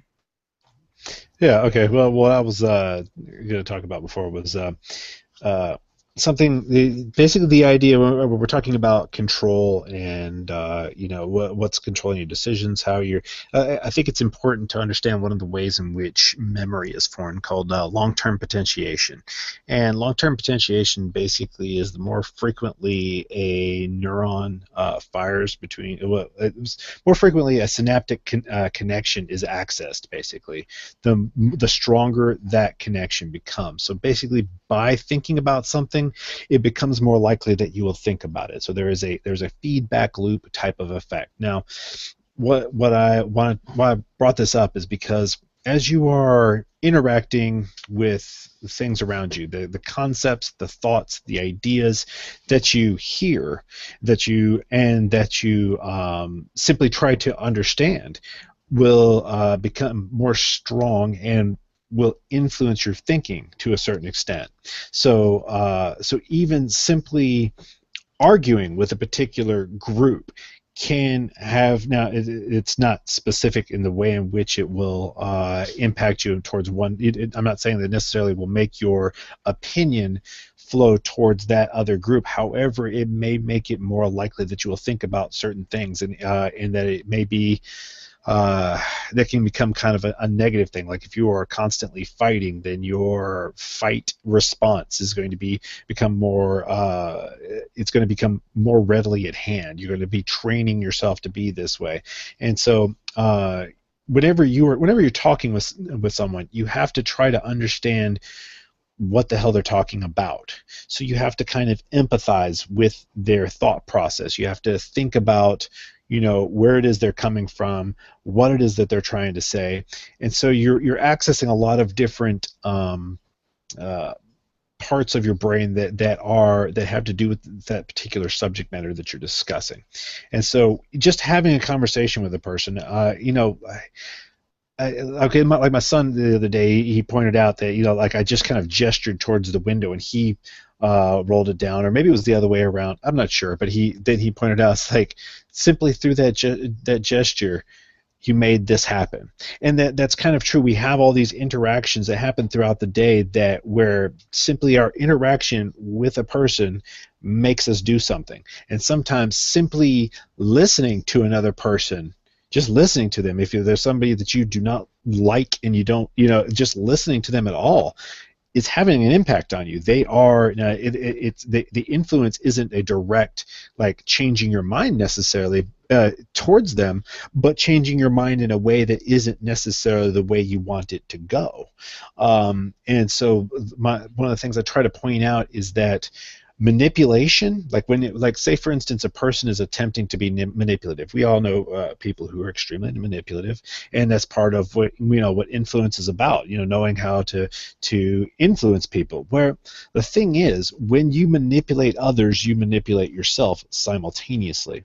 In other words, if you are trying to fit a particular lock, then you are forming yourself into a particular key, and the harder you try to pick that lock, the more you conform to a certain shape of a key. And so one of the ways that people manipulate is by becoming a lock. In other words, where they are shaping you into a key by simply providing a challenge of a certain type that you then go after. And so there are these subtle ways in which people, and here's the thing, there is a tremendous amount of things that we do outside of intent. People tend to think that everything we do is with intention, and that is just such a gross misunderstanding of how the brain works. We do so many things completely without intent, and we actually people use the term compartmentalization, and they see it as a very negative thing, and they see it as something that that people kind of, I don't think people do it purposefully. There's actually, in programming, you've only got a certain amount of RAM to work with, for instance. And, well, this is older programming. I come from a little bit older generation in programming, but you have a limited amount of space to work within, and so you can use techniques to use that space in a certain way, but you can only really combine or compare the amount of information that can fit within that space. Now, so therefore, people with a smaller working memory can literally end up having a compartmentalized mind. And what I mean by this is, so in the military, they compartmentalize information about an operation so that no single unit that is carrying out some larger plan knows what the larger plan is. They simply do their part. The same thing also happens in the human mind, where we will be accessing information that only has to do with what's going on at this moment. But the thing is that our brain is acting like a compartment in that it is accessing it, but from a perspective. In other words, there is our intentions, our feelings about the world, our general attitudes, are what we truly intend to do with the world, and what we want, what we desire. These things act as a filter that happens beforehand in the unconscious mind that drive those individual actions. And what I mean by this is that, so you always are acting somewhat compartmentalized in that you can only access so much information at once. And then, but what will then occur is that larger plans that you have no intention of creating will actually come to pass. And then what people do is they see these larger plans in others, and they see them as they did that on purpose. Whereas there's a tremendous amount of the time there, people are simply reacting to stimuli. They're simply doing what is immediately in front of them. They're only able to access that. And so those larger plans are not intentional. Now, where they came from may be that the very character of the person and their intentions towards the world in general, and the general feelings about the world, kind of allow that to happen, but it's without intent.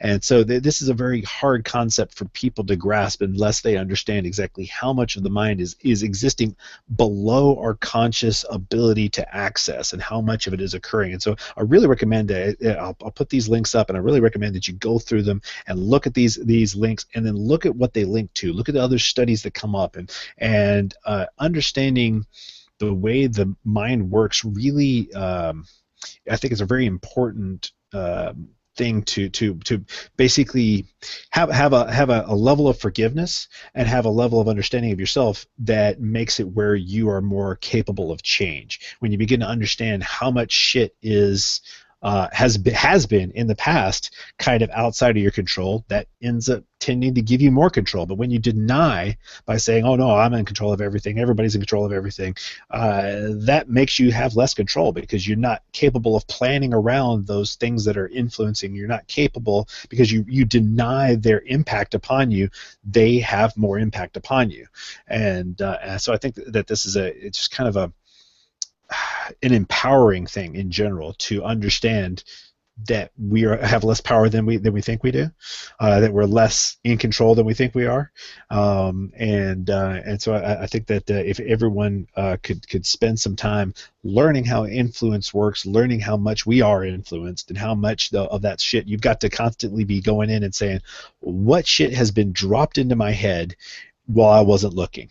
One of the things that you go through when you're growing up. I think everybody has this phase when they're in their teens where they suddenly realize, like, oh man, I laugh like this movie star, or I make jokes like that comedian. I do these, and you start to see how it's like, wow, I've pulled all these pieces from all these different people, and that's kind of a lot of who I've been, and I had no idea I had all these.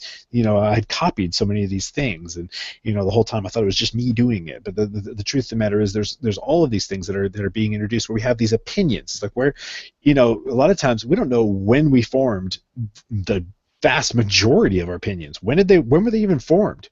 And when you can't think of a point at which you formed that opinion, that probably means it was handed to you by society, by these just foregone conclusions that were expectations that were part of your group, that's just like the automatic truth. Nobody has to say it, and so therefore it's just inferred, it's automatic. And those are the most insidious ones, the ones where nobody specifically says that this is the truth, but it's always kind of in the background, always kind of inferred that that's just the automatic truth. Just like feminism, it's everywhere. If you start watching for it, you see how it's always inferred that these things are obviously the truth. They're just always right there in the background. They're saying it without saying it. And that has been happening to all of us throughout our entire lives. We've been getting programmed. And so as soon as you can forgive yourself for being human and say, okay, I'm full of bad programming and I'm constantly receiving new bad programming along with the good, and I have to constantly be going, where's the baby, where's the bathwater, and I know I've got shit in my head right now that I don't fucking want there because I didn't put it there, some other motherfucker did.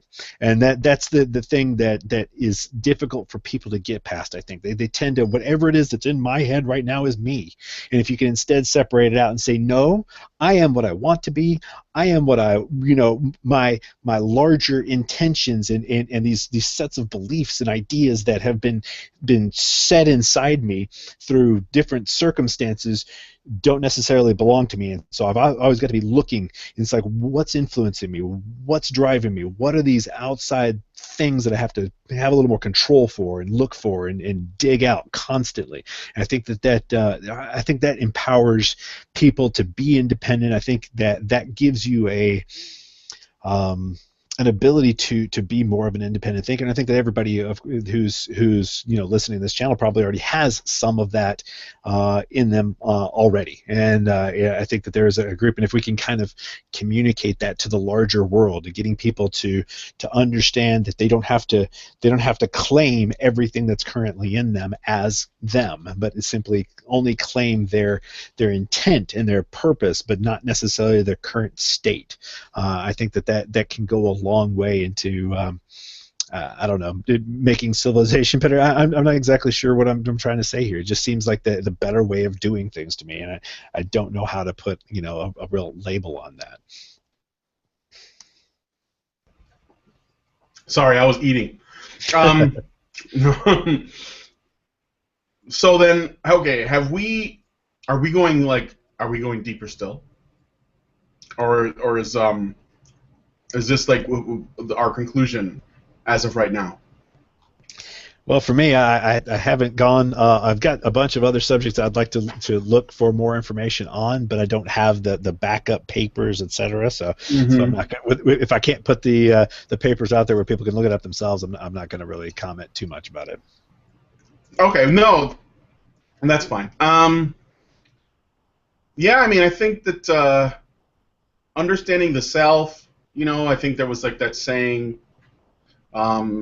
I know that I know, like, it's, if there's one thing that I know, is that I don't know anything. Like, it's one of those, I forget exactly how it goes, but it's this idea of, like, be constantly learning, be constantly challenging yourself. When you're green, you're growing. When you're ripe, you're rotting. Mm-hmm. Yeah, there you go. And accept the fact that you don't have all the answers. There's certainly an issue with humility and people's ability to say, I might be wrong, or I don't have all the info on this. I notice that a lot of people, and especially when they argue on the internet, but just in general, they don't like the idea that they may not have all of the facts, or that their worldview or their beliefs could be flawed, or they haven't challenged them. And I notice that with every generation, it gets worse and worse and worse. Right, Like, you there's can only been look, you only need to look at, like, universities today, which is supposed to be the place where we're going to get the bulk of our education, and how uneducated and unable to think as individuals kids are in universities. And actually, the value, or the actual worth of a degree is, it doesn't matter what they call it. It's just not, like, people are just not as smart. They don't know how to think. They don't know how to have discussions. They don't know how to learn. They just get a piece of paper and they're told, you have your degree, now go do something with it. And they don't know anything, you know. So I think that this is just I'm basically speaking to one of the really important things that you touched on earlier, about the ability to say, I don't know the answers to this. I am open to new information, even though I've learned something. Even though I have, like, a good deal of experience, I'm open to new ideas. I'm open to things that I had not considered. Yeah, and it's an unfortunate social thing that basically social power and influence is based upon monkey mechanics, and they're basically absolutely the opposite of being a developed human being. When you are asking questions, to a monkey, you're showing uncertainty. You're not, you don't know exactly what it is that you're talking about. When you're, it's just, there's so many different behaviors that are positive behaviors that are punished because they're not the way that social power works for primates. And it's just funny to see how, you were talking about people don't want to admit that they could be wrong, and part of that has to do with the fact that they will be punished for showing that they are in some way wrong, because to the primates around them, they have exposed a weakness. They are not infallible. And you can see how people react like such primates, and to these things that have to do with influence. And that's part of I don't know if we need to do another show on it at some point, when I've done a little more research about it, but looking at the ways in which human beings react to certain types of behaviors, that's part of why we end up being such dumb shitheads, is because we're attempting to gain social power, and that is showing certainty. I mean, think about it. If you want to be why is it that politicians behave the way that they do? Well, part of it is because being a lying, arrogant fuckface is really that to a primate, that is power.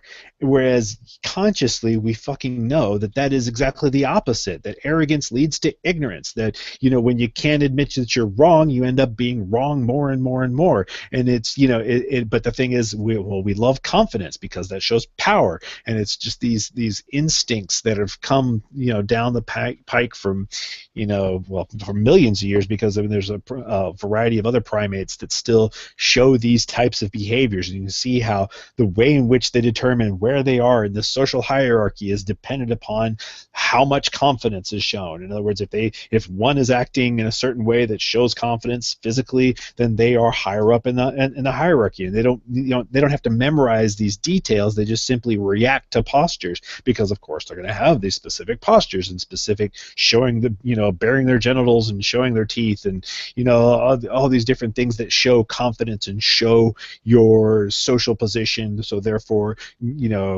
control your breeding rights and your ability to, gain food from the group. I mean, one of the things that happens with gregarious animals is that their survival is based upon well, okay, so like for instance, rhesus macaques are one of the animals that have colonized nearly every environment in the world, and part of the reason they do this is because they prey upon their poor, and the way in which they're capable of getting to different environments is because basically they have an underclass that goes out and gets resources, and then they can support healthier individuals in general that can survive through hard times and things like that, because they then the ones that are at the top simply take from those that are at the bottom, and so they're able to, because they've got those gatherers out there, they're able to colonize areas that they otherwise would not be able to. And so it's basically humans and rhesus macaques are the ones that have developed this self-predation mechanism to make it where they can, it's like if you have more resources, you can have a larger brain, you can have more muscle, you can have all of these different things that give you more survival ability. And it's just there's all of these mechanisms that were part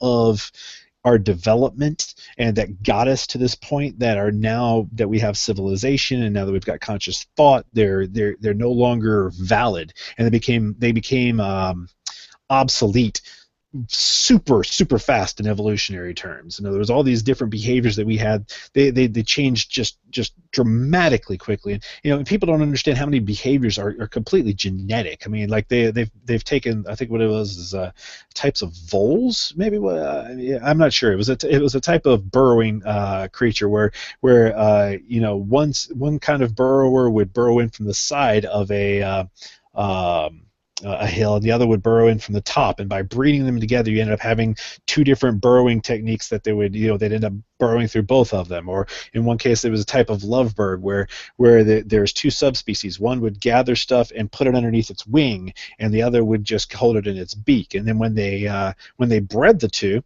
there was one that it try to figure out whether or not it should put it in its wing or in its beak, and it would end up even after, once it adapted to its weirdness, it eventually would just always kind of twitch towards its wing, but then still keep it in its beak. And so it's just kind of funny to see how everything from a spider's web being in the genes to memories of of things, and how many of these things are happening now that we've got hybrid vigor. Yes, we've got all these different races going together, and that's just fantastic for our genes. But then at the same time, we've got all of these different behaviors that developed in the short term and in the long term, that are all mixing together and making it where we've got proclivities that are just weird and out of place. And there's just so many different influences on behavior that it's that just simplifying it, the way that we tend to, it just gives us no picture and no understanding of what the hell is going on. So yeah, I'm just gonna drop the mic. That's it.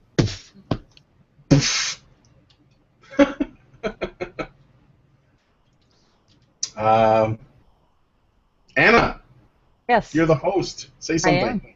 I'm about. Well, you unmuted, so I was like, "Go, Brian. You're Oh, no, no. I gonna." just wanted to add like another sound to the mic drop. Awesome. All right, let's see. Where was I in my thingamadelia? Yeah, so basically, at the moment, oh yeah, we're gonna leave off here where yes, we live in a mechanistic universe and you have no free will, and I think that's a good place to leave it. I think that's Okay, now that people are going to start talking about quantum mechanics, I'm going to say, yeah, okay, let's talk about that silly magic think woo, and now I've just offended a bunch of people, and maybe that should be a topic real soon, because I'm going to talk about how there are different interpretations of data, and you can have the exact same data with a vastly different interpretation, and one can give you understanding while the other gives you nothing but a bunch of magic woo. So we'll say yes, I am all about determinism, and if you want to bring that magical thinking, we think and make the universe through our thoughts stuff, yeah, but bring it on. I'm ready for that. that's exactly right. We're gonna have a follow-up show on. I definitely think it's a good idea to do monkey mechanics show where we, more generally discuss how we're not really that far from swinging the branches at all. And we use a lot of the same techniques that, rhesus macaques and other primates use. So you kind of have the civilization situation happening, but our instincts are still very much, swinging in a jungle. Now, we also would very much, I would like to do the show on physics and the interpretation of data, and especially in light of some of the recent events of the gravitational waves being detected. So, That's right. A 2 mile long path length, and it's a tenth the size of a proton, but couldn't possibly be any error there after 30 years of them not ever finding anything. Yeah. I have so much to say on this topic, but I'm going to curb myself because that's not this topic. But yeah, speaking of influence, I mean, like, what, you're like some sort of Einstein over here. Like, I don't know, what you're thinking, uh, since that term is curious to me. That has become a synonym for hyper, super, extra intelligent, and he sort of failed high school math. But I mean, I'm not saying that high schools, have the best sort of standard of education, but you'd think that someone who came up with the most innovative theory in physics over the past 120 years now, at least would have done okay in high school math. But anyway, so, um, oh, okay, we have a sort of question request type thing from the audience slash viewers slash Badtrons. Where someone would like to come on one of these shows. Well, which one? Because those are vastly different shows. We have the physics and the Oh, I think that he wants to come on one of the cherry stems. I mean, I'm fine with it as long as as long as you are. It's your show, and I think that he probably would like to come on. I'm assuming no matter what the topic is. oh, gotcha, So gotcha. Well, I mean, if Yeah, we we can take have, that offline, of course. yeah, and if we have qualifying, uh, sorry, if we have some sort of expert, or if you have qualifiers in the fields of STEM, um, or some sort of hobby research, etc., that definitely is sort of something that I look for in guests on the shows from the general public. So yeah, well, I'm sure we'll figure it out. Now, yeah, those are the upcoming shows, not specifically like upcoming right away, but in the general feature, those two definitely something I would like to do.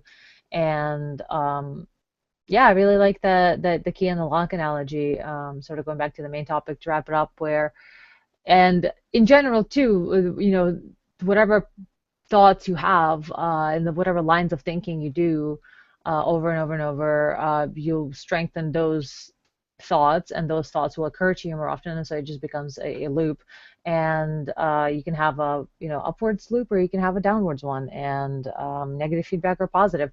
So a lot of times that's one of the reasons I suggest unplugging or leaving the internet for a little bit, is just to give yourself a break from ideas that not only ideas of other people that are negative, or just in general shite, but to allow yourself some time to not be thinking the same fatalistic or nihilistic or depressed or angry thoughts. And ultimately, I would say there's an infinite amount of bullshit out there, and to fight all of it at the fringes, we don't have enough people fighting the good fight for that. So my suggestion is always to find a core, root, big sort of issue that you can tackle, from which a lot of these other issues stem, and go for that. Because you will end up being shaped by the environment that you live in, and the more you sort of stew in that environment without break, the more you will, sort of fill the container with the liquid that is your soul, will fill the container of your environment, mental You are environment. what you mentally eat. Yes, exactly. And there's so many pollutants of the mental scape, that it's very important to make sure you unplug. If you watch a lot of broadcast television, that's a prime thing to try to have a day, a month, or even a week that you just completely unplug, if especially if you have a habit of leaving that stuff on in the background, as like some sort of company or whatever, because you basically it's sort of a substitute surrogate family community environment. And if you leave it on certain shows, you have certain ideas, constantly pumped. That means you basically are exposing yourself to only one worldview and only one way of conceiving of things, and only some things that happen in the world being plucked out and paid attention to. While there's so many things happening in the world, there's so many ideas out there, there's so many languages, so many cultures. Like, it's not just English internet. Like, that's not the only thing that exists out there. And so sometimes we can get a little stuck in this tunnel vision of going after targets, but you got to remember that you should not throw your life and your happiness away for the sake of some sort of like online crusading. While it is important, of course, obviously we do what we do, it's not too far removed from that, but you also have to give yourself time to recharge, realign, make sure you do not let it turn you into a pessimistic, you know, terrible person. Yeah, you just got to reassess, because when it comes down to it, it's like nobody gets up in the morning and says to themselves, "I'm going to be a horrible, vicious jackass." It happens, and people who you would consider evil do not look at themselves in the mirror and say, "I am evil." They everyone believes that they have good reasoning for what it is they do and why they're doing it. However, if we have some time to back away from all the different influences and the things that have, and the habits, and kind of reassess things, sometimes we can look back at, is this who I want to be? Is this what I want to be thinking all the time? Is this what I want to be doing? Like one of the things that seems to happen to everyone who is just a human experience. You have enough negative things happen to you. You have enough. You tend to think about those. And you tend to remember them. And when you start remembering and think about all the negative things that are happening in your life or happening in the world, then you have this negative view of the world. And then once you have a negative view of the world, you tend to become cynical, and you tend to become you get this viewpoint. It's like, why the fuck does all of humanity, they're not worth it, fuck them all, what the fuck are they doing for me? And the truth of the matter is that is basically the heart of darkness. That is what we will all get sucked into if we're not constantly fighting against it. Cynicism will swallow you, period, if you're not constantly working against it. You will get to the point where you're to say, fuck them all, fuck everybody, I don't give a shit about all these assholes, they don't give a shit about me, they've been fucking me this entire time, well, fuck them too. That is so easy to fall into. It is, we are constantly falling into it. It's like a fucking black hole. And that is the attitude that makes everyone who is shitting on the world, who is fucking people over, that is their attitude. They've just landed there. They gave into it. They allowed those influences to finally swallow them whole, and that happens to people constantly. As you get older, you have a lot of negative things happen. So that's why you've really got to focus on, like, I'm going to start cycling through my mind about positive things. I'm going to find some goddamn positive thing about the world and about people, and I'm going to think about them, and I'm going to look for all the positive things. I'm going to look at how human beings are helping each other. I'm going to look at how there are people who are making a difference, who are doing things a good way, and I'm going to start forgiving people that they're just fucking up and they're just falling into this dumb shit, that they are, and I'm going to try to forgive them, and I'm going to try to look at things in a positive fashion. And then the only way you can really do that very well is if you can get away from some of the negativity that's being shoved down your throat in your forms of media. So that's why it is important to think to be mindful about what media you are consuming, and say, I'm gonna think about, is this positive? Am I feeling positive over the past year? Am I feeling like there is hope for mankind, like that it's worth it for to do positive things for community and for or am I feeling like fuck everyone, fuck them all, let them all die? What is your general feeling? Because if you're getting that way, you need to start finding positive things, ways in which you can see that people are trying to help, that they're trying to do their best, they're trying to do something good, because there are lots of people out there doing that, but that's not what human beings tend to gravitate towards. They tend to be more concerned about what's dangerous, so they want to find out about what's bad going on around them, and so therefore there's a feedback loop.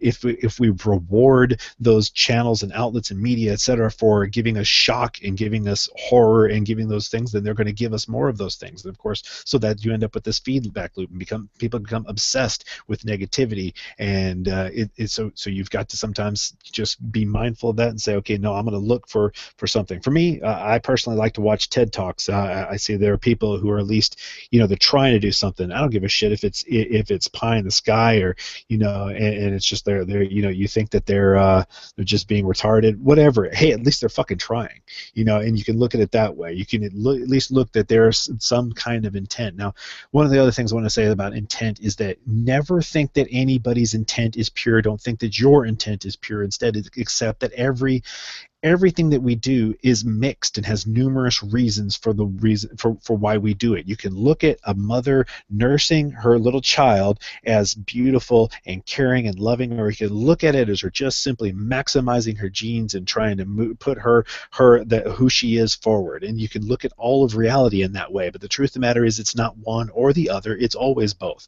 There is beauty there, and there is this self-serving thing that's happening as well, and you have to be able to accept that in yourself as well. So whenever you see like, oh, that guy who's a philanthropist, why, he's just trying to get attention. Well, you know what? Damn right he is. He should be, and it's okay for him to actually want to get some good feedback for the good things that he does. And absolutely everybody should feel like it's okay for them to get good things when they're trying to do good things at the same time. There should be some reciprocity in the world in that way. And so it just so don't let that negativity also spoil when you're looking at people attempting to do something good and say, hey, well, they're trying to get something for themselves too. You're damn right they are. They should be too, because that's the way fucking reality works. So you got to accept that you can look at things in a bad way, or you can look at things in a good way. It's just your focus. So sometimes you just got to get everybody out, and that's part. I think that's part of the whole meditation thing, is to just kick everybody out of your mind, all of them that are just grasping for your time and for your attention,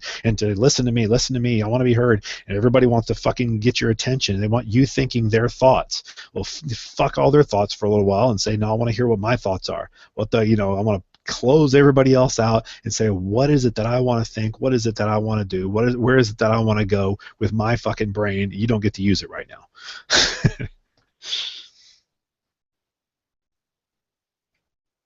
Go ahead. You. Epic. I'm always waiting for the mute, so. Oh, okay. I was like, well, what are we doing here? I was waiting for the mute because the echo does unnerve me here and there. But no, that was very, I don't know, there's nothing I could say after that. It was very well put. And I was just going to say, if you'd like to show something that you have going on at all, of any kind, either of you. Who? Oh, you go first. Okay, well, if you like entertaining horizons kind of things, speculative science, where it's not necessarily like hard science, but it's more speculative. If you're like into the kind of fringe things, well, I just recently wrote an article for Graham Hancock's website, and it's about the linguistic characteristics of non-coding DNA. So if you pop over to his Graham Hancock's website and check out his articles section there, I think that'd be a fun read for anybody who's interested in that, because apparently there's enough evidence that we could speculate that there could possibly be some ancient library of the ancients in our DNA, and it's just fun concepts and stuff that are entertaining. So that's something to check out. Did you have something in mind, Cherry? I was going to let Brian go first as well, before I wrap up the final shill there. Well, the only thing I was going to say is feed the badger. That's basically it. Feed the badger. Let's get Karen over there to South by Southwest. Feeds the badger. It's feedthebadger.com. That's all. There we go. Awesome. That is a thing that's happening out here in the United States. So getting Karen out from the snowy, what is it, Snow Mexico, to come down to to South by Southwest and do the gamer thing and do the documentary thing. So that's a thing you can do in as a special fundraiser that we have going on just right now on feedthebadger.com, I believe. And if you are interested in participating in these shows in terms of talking to us after the show in a private Google Hangout that the show goes off air and turns into, you are more than welcome to go to patreon.com/AnnaCherry and find Badgerkin reward, which is something that allows you every month to be in on every one of the shows. And eventually, one of the milestones will be as well, hopefully, will be something that allows me to do the CherrySTEM shows every week. So if you're interested in that, that's a milestone I'll be putting up. But yeah, if you guys like this show, let me know and do the thing. So that's it for us, and catch us on our scheduled days for all the other Honey Badger shows and Honey Badgery goodness. So I will see you guys on the CherrySTEM week after next. Goodbye.